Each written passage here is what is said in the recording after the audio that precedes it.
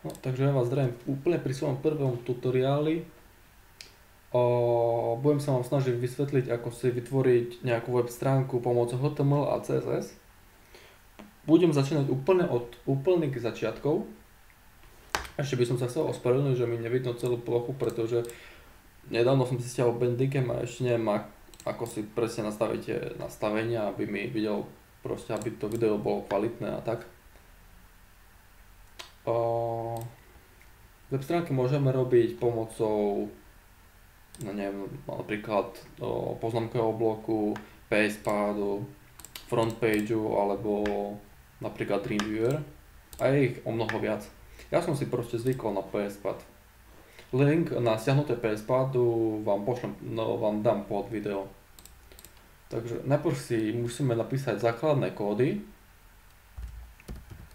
HTML head, head, pod headku je title, musíme to ukončiť, title, a to, čo napíšeme do title, bude, neviem, jak to povedať, niečo, je keby v hlavička, ja vám to, ak to uložím, tak to tam bude, ja vám to ukážem, lebo neviem, jak to vysvetliť. Napíšeme tam napríklad firma,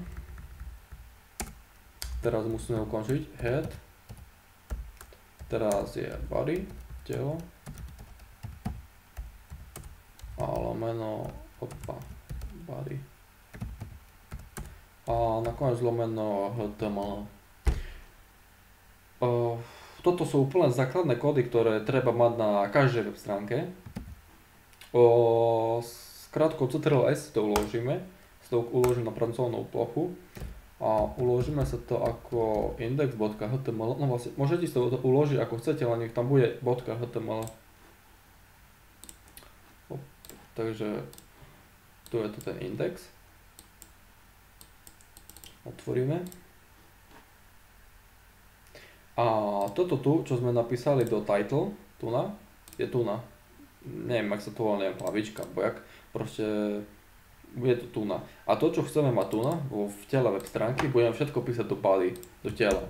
Ja neviem napríklad, že ahoj, toto je môj prvý web, dobre som to dobre napísal. No, asi. Refresh. A toto je. Takže to je na dneska všetko. Pôjdeme úplne krok za krokom, dúfam, že to pochopíte, pretože ja veľmi neviem vysvetľovať. Tak sa uvidíme, teším sa na vás proste v ďalšom tutoriáli. Tak čaute.